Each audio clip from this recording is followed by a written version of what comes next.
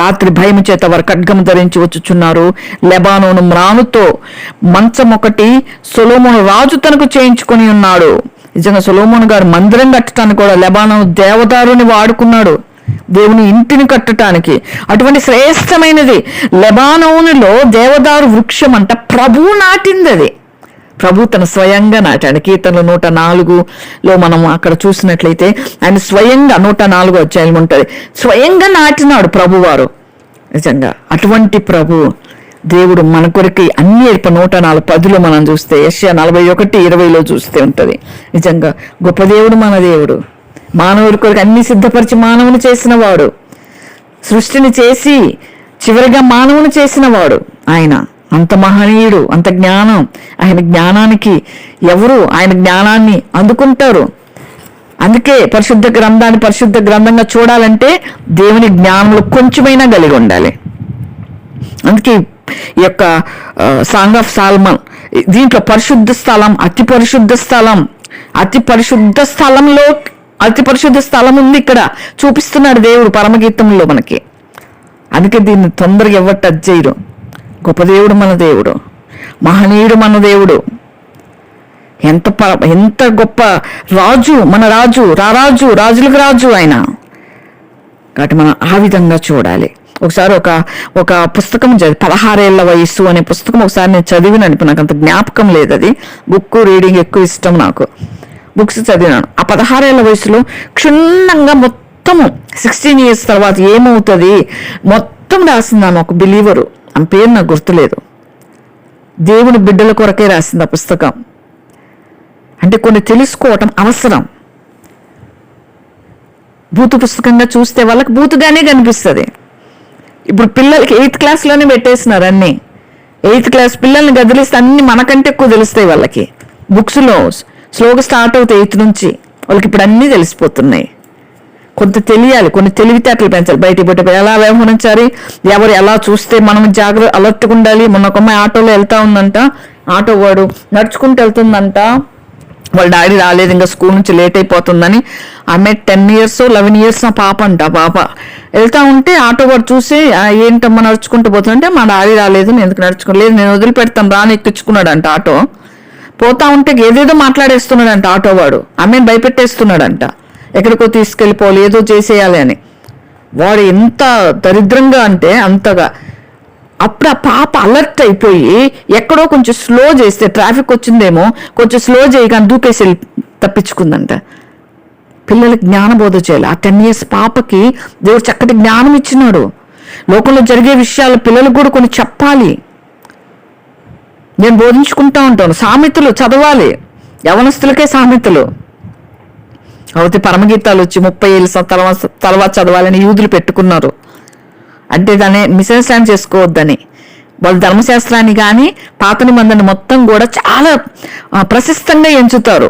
దాన్ని అపార్థం చేసుకోవటం వాళ్ళ ఇష్టం పడక యేసుప్రభు అని మెస్సియాని అంగీకరించలేదు, కానీ అన్ని అంగీకరించినారు. యెహోవా దేవుడు అంటారు, యెహోవా దేవుని అంగీకరించిన బలులు, అర్పణలు ఇవన్నీ చేస్తున్నారు. ఈ న్యూ టెస్ట్మెంట్ కాలంలో మన హృదయంలో అనే బలిపీఠంలో ఈ బలి అర్పణ సువాసనలు వెదజల్లని ఆయన కోరుకుంటుంటే వాళ్ళు ఇంకా అందులోనే ఉన్నారు. చాలా మంది ఇశ్రాయేల్ ప్రజలు రక్షించబడుతున్నారని వింటున్నాం. నిజంగా అటువంటి మనం అర్థం చేసుకునే విధంగా మనం ఉండాలి అని ప్రభువుకు ఆశపడతా ఉన్నాడు. కొన్ని విషయాలు చెప్పాలి. ఫైనాన్షియల్ విషయాలు వచ్చేసి మనం అన్ని చెప్పకపోయినా పర్వాలేదు, ఎవరు అర్థం చేసుకోగలరో పిల్లల మైండ్ని గమనించి చెప్పాలి. కొంతమంది తొందరగా డిస్టర్బ్ అవుతారు, వాళ్ళు చదువు ఆపేసుకొని వీటి గురించి ఆలోచిస్తారు, మమ్మీ ఇబ్బంది పడుతుందేమో, అందుకే మన్నాకు అన్నీ చెప్పను, మహిమకు షేర్ చేసుకుంటా. మహిమది కొంచెం పెద్ద అర్థం చేసుకుంటుంది. వాడు ఇంకా ఆ స్టేజ్లో ఉన్నాడు, చదువుకుంటున్నాడు. చాలా మంది అది చెప్పేసాలి పిల్లలకి అంటారు. ఎవరు మనసు ఏంది మనకు తల్లికి తెలుసు, ఏ బిడ్డకి ఏది చెప్పాలి, ఏ బిడ్డకి ఏది చెప్పకూడదు అని.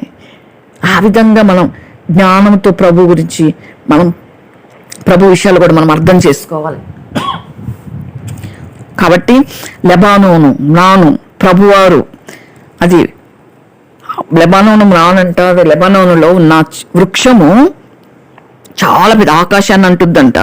అక్కడ వాళ్ళు ఏం చేస్తున్నారంటే ఆ చివరి వరకు చూడాలని ఆశపడుతున్నారని లిఫ్ట్లు కట్టారంట. ఇప్పుడు లెబానోను వృక్షం చూడటానికి అంత శ్రేష్టమైనది.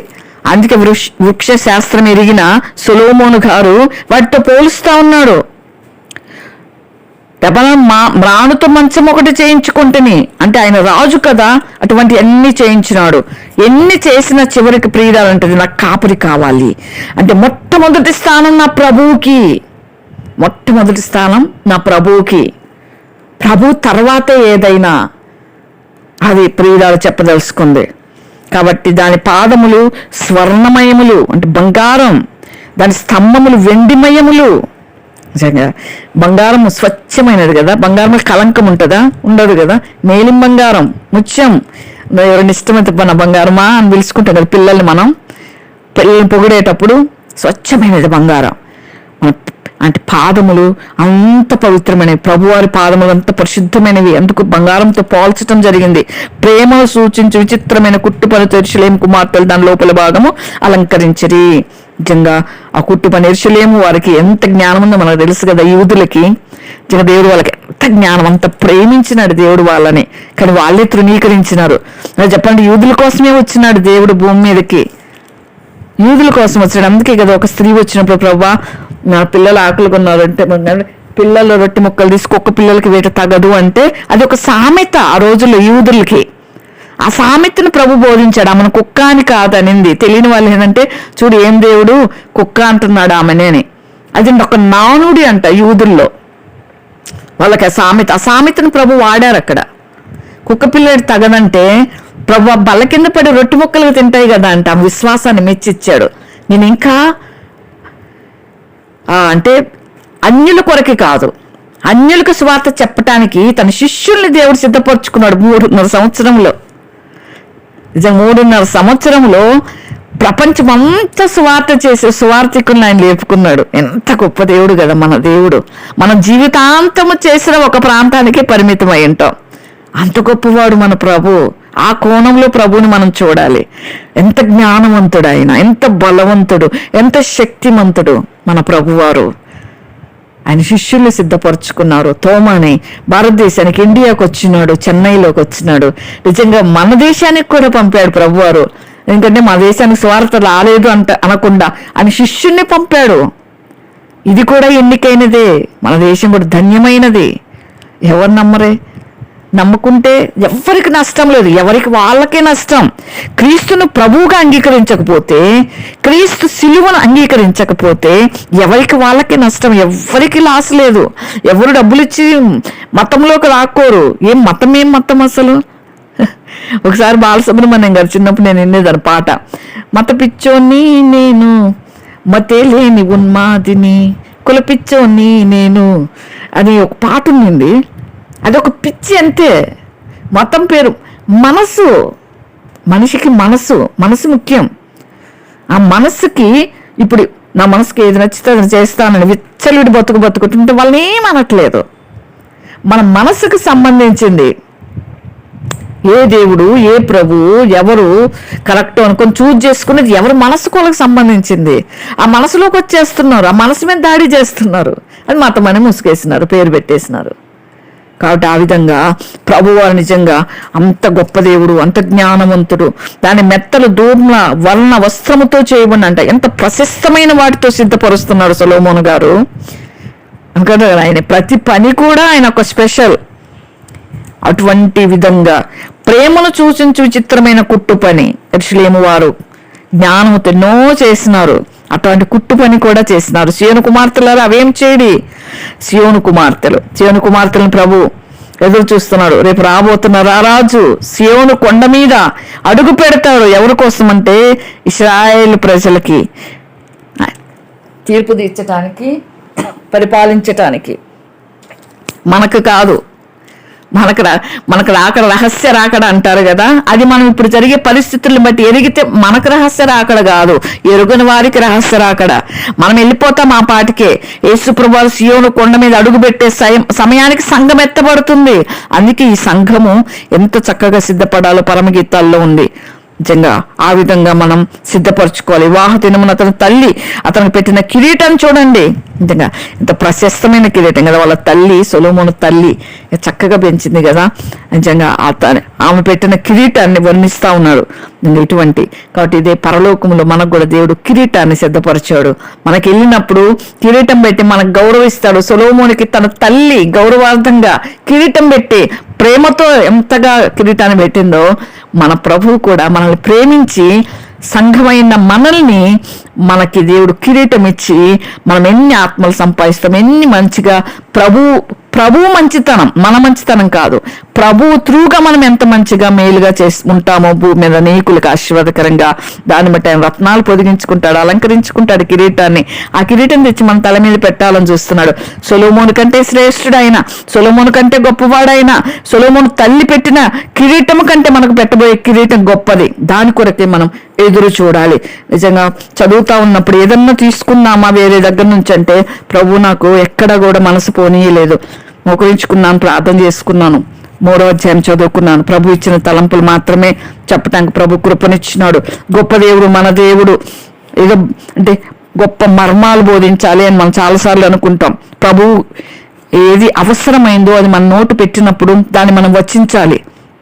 నిజంగా ఇక్కడ పరమగీతాల్లో కూడా రచించింది సొలొమోను గారైతే వచింపబడింది ప్రభువారు, యేసుక్రీస్తు ప్రభువారు. ప్రియుడు, మన ప్రియుడు. కాబట్టి అటువంటి విధంగా మనము ప్రభువారిని మనం వర్ణించుకోవాలి.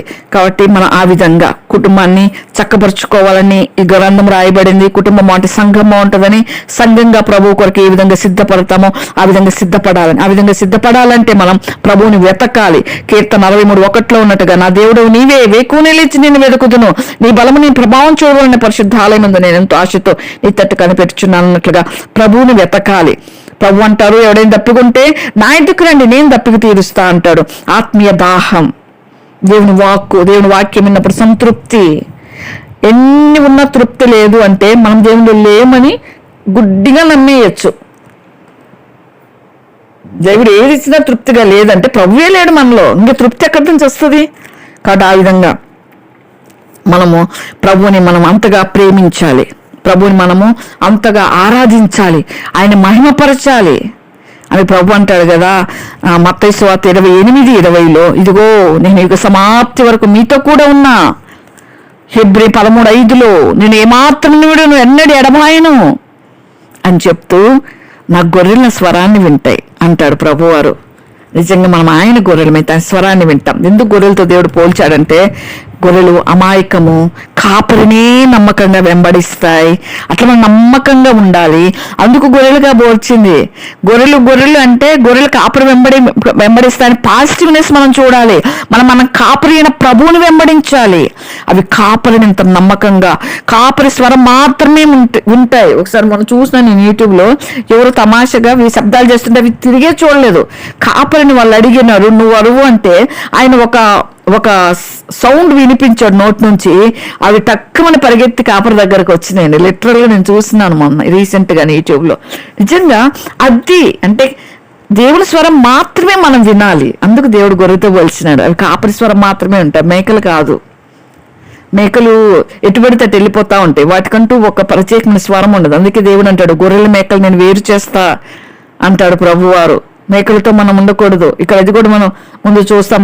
అంటే ఆమె మేకలు మందని మేమని, తర్వాత మందని మేపుతుంది అని, శూలమితి ప్రియురాలు మందని మేపాలి అని.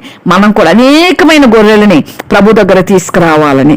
గొర్రె తన స్వచ్ఛమైన ఫుడ్ తీసుకుంటది, లేత గడ్డి తింటది, అది చాలా స్వచ్ఛంగా సున్నితంగా ఉంటది, అది నమ్ముతుంది కాపరిని. కాపరి ఎంతకాలం కాచినా గొర్రె నమ్మి దాన్ని బలిస్తే కూడా అది మౌనంగా తల ఉంచుతుంది.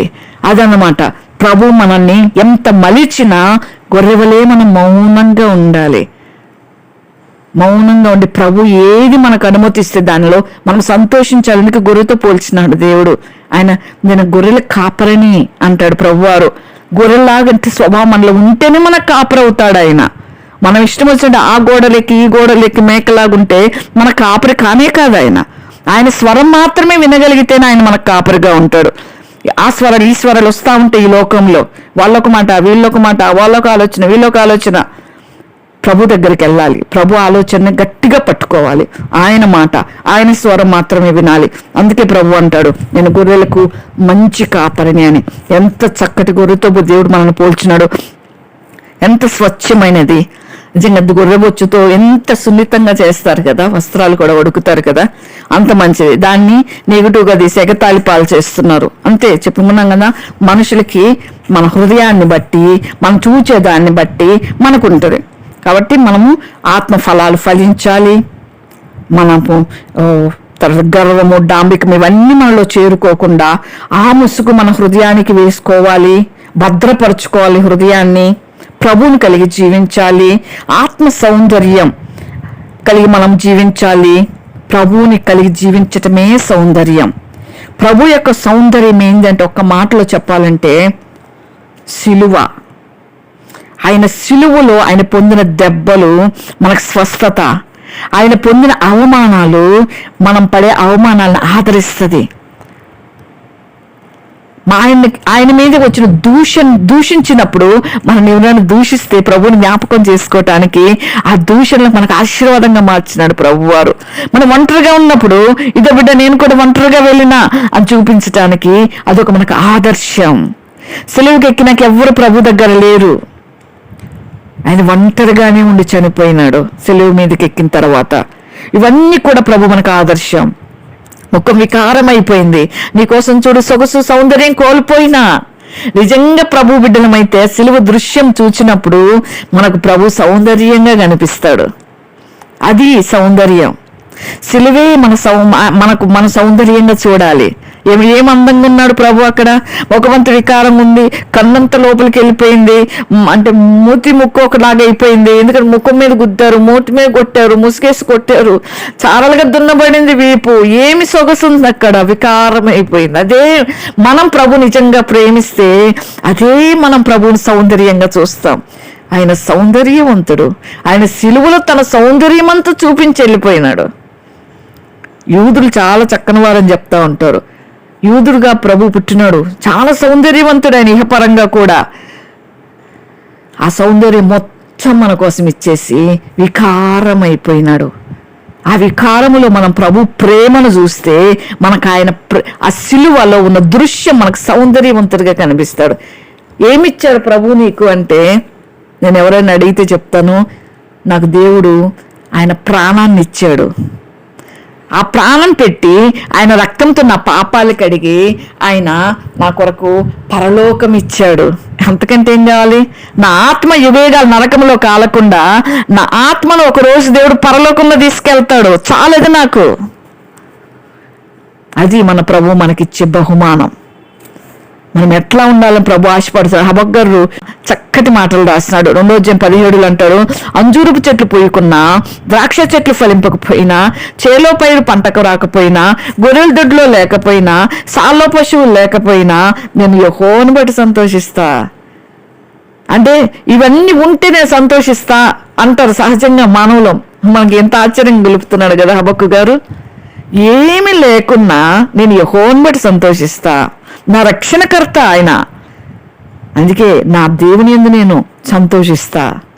ఆయన రక్షించాడు, నా ప్రాణాన్ని రక్షించినాడు, నా ఆత్మని రక్షించినాడు నరకాన్ని పోకుండా. ఇవిగా నిత్య రాజ్యం, నిత్య సుఖం, ఆనందం. అందుకే నాకు బలము అంటాడు హబక్కు గారు. ఆయన నా కాలం లేడి కాలం వల్ల చేసినాడు. ఉన్నత స్థలం మీద ఆయన నన్ను అడుగు చేస్తాడు. ఒకరోజు మన ఉన్నతమైన స్థానం, అతి పరిశుద్ధ స్థలం కొరకు ఆయన మనల్ని భూమి మీద సిద్ధపరుచుకుంటున్నాడు. భయంకరమైన ఈ దినాల్లో మన ప్రభువారి సిలువ కరుణామహిలో విజయ్ చందు వేసిన ఆ సిలువ కాదు. మొన్న ఎవరో అంటున్నారు, ఒక మేకు నేను, నువ్వు ఒక మేకు, చేతిలో మేకులు నేను, కాళ్ళలో నేను. కరెక్టే చెప్పుకున్నారు. మేకులే దేవునికి. దేవుని బిడ్డలు చాలా మంది వెనక్కి తీసుకెళ్తున్నారు. ఎంతమంది వచ్చిన, అందుకేనేది నిజమైన గొర్రెలు కాపరి స్వరమే వింటాయి. ఎవరు వచ్చి చెదరగొట్టినా చెదిరిపోవు అవి. అందుకే మందలో ఉండాలి గొర్రెలు. గొర్రెలను చెదరగొట్టకూడదు. సంఘంలో చాలా మంది ఏదో ఒక మాట మాట్లాడి, సూటిపోటి మాట మాట్లాడి వాళ్ళని చెదరగొడతా ఉంటారు. చెదరగొట్టే వాళ్ళకి దేవుడు విరోధి. సమకూర్చువాడు ఆయనకి ఇష్టడు, సమకూర్చువారు ఆయనకి ఇష్టలు. సమకూర్చాలి, సంఘంలో భద్రపరచుకోవాలి, బలహీనులను చేర్చుకోవాలి, బలహీనను ధైర్యపరిచి ఆదరించి స్థిరపరచుకోవాలి. సంఘాల్లో ఒకరినొకలా చూడకూడదు, అందరూ సమానమే అనుకోవాలి. సంఘాల్లో అయితేనే మనం ఎక్కడ చేరినప్పటికి కూడా అందరూ దేవుని దృష్టిలో సమానంగా దేవుడు ఎలా చూస్తున్నాడో మనం కూడా అందరూ సమానంగా చూసినప్పుడు ఎవరు నొచ్చుకోరు. ప్రభు ఎవరిని నొప్పించడు. ఆయనకు అందరంటే ప్రేమ, అందరంటే ఇష్టం. అందరికి లోకం మొత్తం కోసం చనిపోయినాడు ఆయన. అందరూ ఆయన ప్రజలే, ఎరగట్లేదని ఆయన బాధ అంతే. ఆయన ఎరగాలి. మనం ఏమున్నా లేకున్నా ప్రభువుని స్తుతించి హబక్కూకు వలె మనము ఆ విధంగా ఉండాలి. ఈ భయంకరమైన లోకంలో, ఇటువంటి దుష్ట లోకంలో ఒక 5 నిమిషాల ప్రస్తుతం ఉన్న పరిస్థితులు చెప్పి ముగిచ్చేస్తాను నేను. నిజంగా ప్రస్తుతం మన పరిస్థితులు ఎట్టున్నాయి? గాజా శిథిలమైపోయింది, రోడ్లు వీధుల గుర్తించలేనంతగా అయిపోయింది. ఇవన్నీ పరిస్థితులు మనం చూసినప్పుడు ప్రభు రాకడ సమీపంగా ఉందనుకోవాలా. పాలస్తీన్లు చూస్తే శిథిలాలను తొలగించడానికి కొన్ని సంవత్సరాలు బట్టే అవకాశం ఉందని చెప్తా ఉన్నాను న్యూస్లో. గాజా శిథిలాల్లో అంటే ఈజిప్ట్ పిరమిడ్లు నిర్మించవచ్చని ఐరోపా నిపుణులు కూడా ఇస్రాయేల్ దాడుల్లో అంటే 13 ఈజిప్ట్ పిరమిడ్లు ఇంకా ఉన్నాయని, ఆ శిథిలాలు కుప్పగా మారిన గాజాలో అవి ఉండిపోయినాయని చెప్తా ఉన్నారు. నిజంగా ఇటువంటి విధంగా ఉన్నాయి. కాబట్టి మనం ఇటువంటి దినాల్లో ఉన్నాం. ఇంకా ఏముందంటే 2030 సంవత్సరంలోకి ఏదో జరగబోతా ఉంది. 2030 చాలా మంది పలుకుతున్నారు. మనం గమనించాలి, ప్రతి మాట సెన్స్ చేయాలి. ఈ టైంలో చాలా సెన్సిటివ్గా, పరమగీతాలు ఎంత సెన్సిటివ్గా అర్థం చేసుకోవాలో ఈ దినాల్లో మనము ప్రభు రాకడలు ఎత్తబడాలంటే ప్రతి విషయాన్ని కూడా సెన్సిటివ్గా గమనించాలి మనం. అందుకే పాముల వల్ల వివేకులు, పావురం వల్ల నిష్కపటులు అన్నాడు ప్రభు. వివేకం ఇవ్వు ప్రభా, నాకు పరిస్థితులను గ్రహించుటకు వివేకం ఇవ్వు. 2030 సంవత్సరాలకి ఏదో జరగబోతుంది అని రాకడ గురించి కొన్ని వేల సంవత్సరాల క్రితం బైబిల్లో ప్రవచనం అయితే ఉంది కదా, మనం వింటూనే ఉన్నాం. ఏమైతుంది? అవన్నీ కూడా ఇప్పుడు జరుగుతూ ఉన్నాయి. మనం గ్రహించాలి. 2030 తర్వాత ప్రపంచంలో పెను మార్పులు చోటు చేసుకుంటాయి. ప్రపంచంలో దేశాలన్నీ కలిసి ఒకే మాట, ఒకే బాట అన్నట్టుగా మాట్లాడుకుంటున్నారు. ఒకే విధానం అవలంబించుకోవాలనుకుంటున్నారు. ఆ సిద్ధపాట్లన్నీ జరుగుతూ ఉన్నాయి. అంటే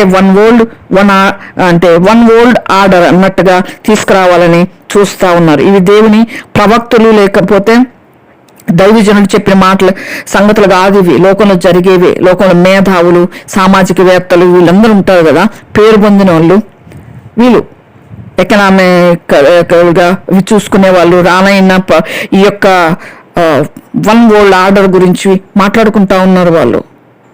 మనం భయపడాల్సిన అవసరం లేదు. ఎప్పుడు ప్రభు స్వరం మాత్రం విన్నప్పుడు, ప్రభు వైపు చూసినప్పుడు, మనం లేఖనాలు చదివినవి జరుగుతున్నాయి. బైబిల్ మనం చదివినప్పుడు భయపడితే ఈ విషయాలకు భయపడతాం.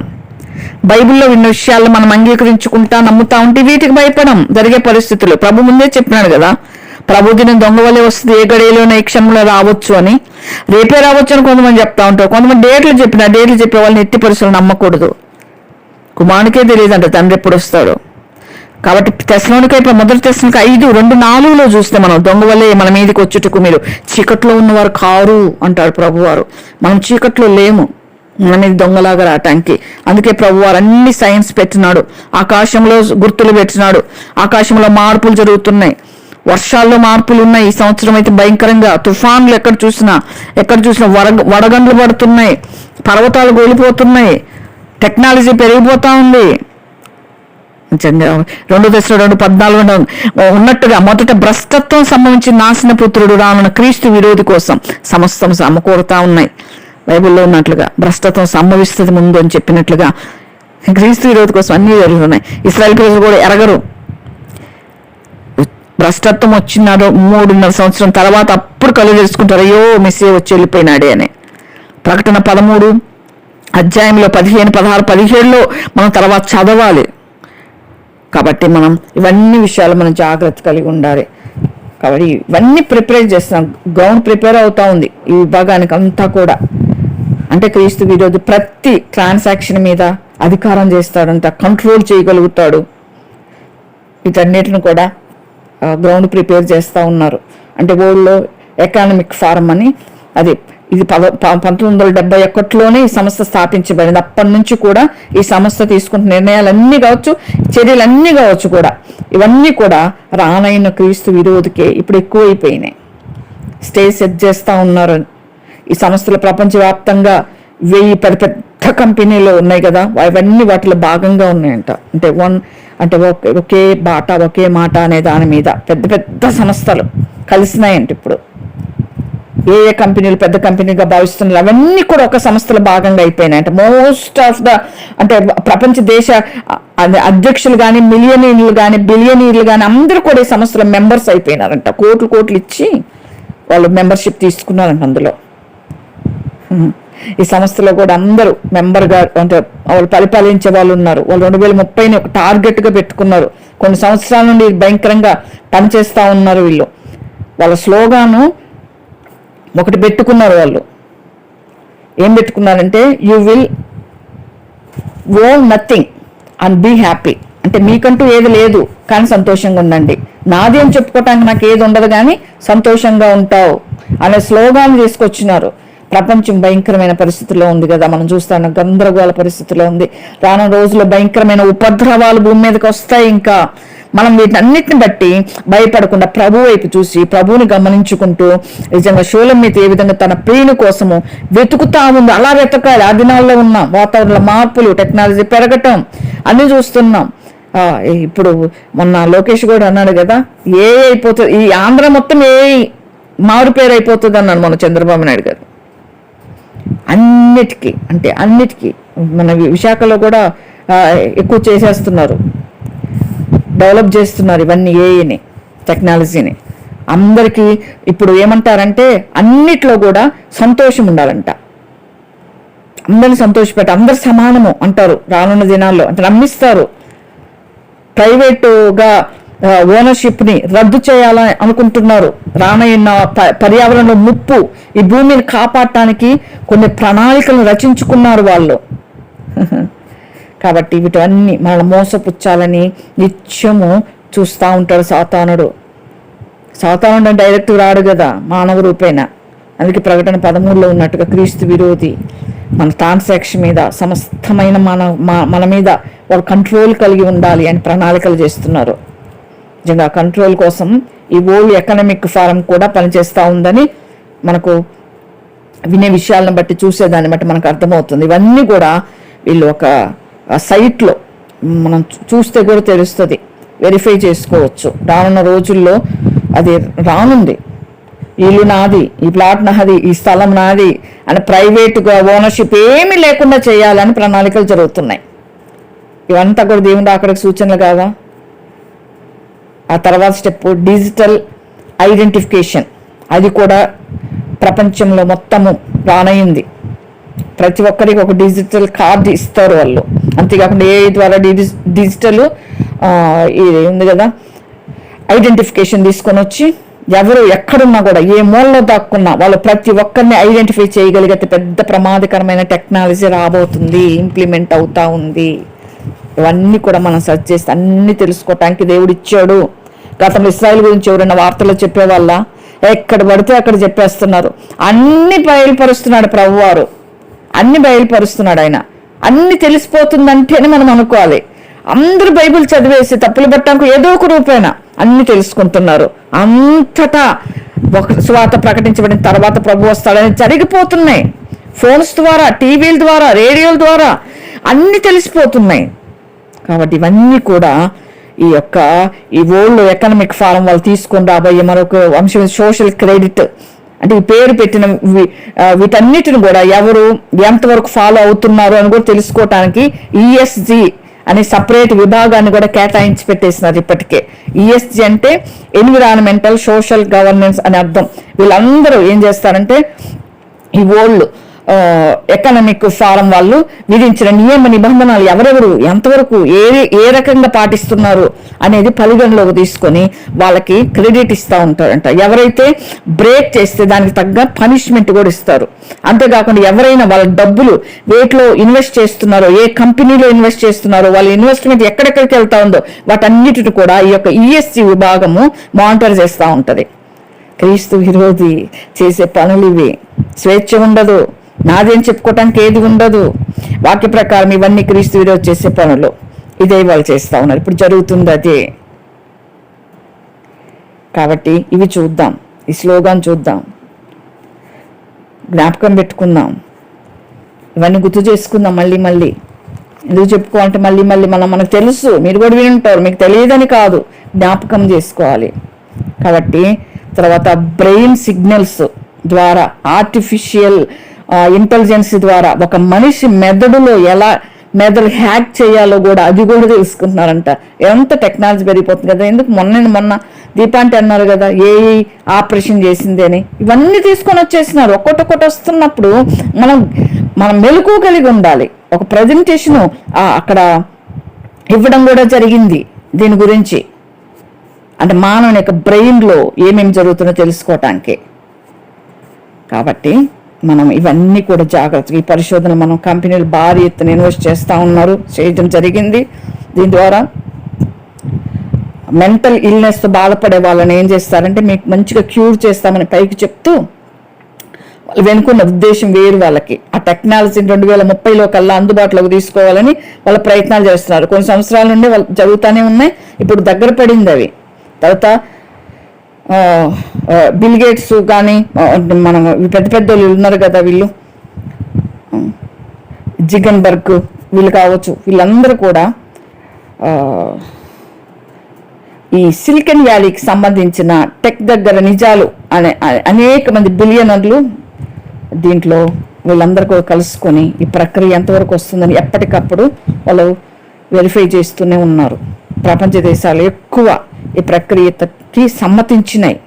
అన్ని దేశాలు కలుస్తాయి, కానీ ఇజ్రాయెల్ మాత్రం కలవదు. ఎందుకంటే ఇటువంటి విషయాలు ఇజ్రాయెల్ కలవదు. అప్పుడే ఇజ్రాయెల్ ఒంటరైపోతుంది. అప్పుడే ప్రభు అక్కడ చెప్పిన సూచనలు జరుగుతాయి. ఇజ్రాయెల్ ఒక్కటైపోతుంది. వాళ్ళు మెస్సియాని అంగీకరిస్తే ధన్యులు. ఇటువంటి పరిస్థితుల్లో మనం ఉంటున్నాం. మనం మెలకువగలిగి జాగ్రత్తగా ఉండాలి. అందుకొరకే మనం చెప్పుకుంటాం, అందుకొరకే జ్ఞాపకం చేసుకుంటాం. వీటి రాకముందే ప్రభు మనల్ని తీసుకుని వెళ్ళిపోతాడు. ఎందుకంటే ఇన్ని పరిస్థితులు వచ్చినాక మనం వేరే వాళ్ళ సైతాన్ స్వాధీనంలోకి వెళ్ళాం కదా. మన మైండ్లో సైతాన్ తెలుసుకునేంతగా వాళ్ళంత గ్రిప్పులో పెట్టుకునేది మనం ఉండం కదా. ఈ లోపే ప్రభు వస్తాడు. ఎప్పుడు వస్తాడో తెలియదు. 2030కి ఇవన్నీ ప్రిపరేషన్ అయిపోతా ఉంది. 2030 లోపే రావచ్చు.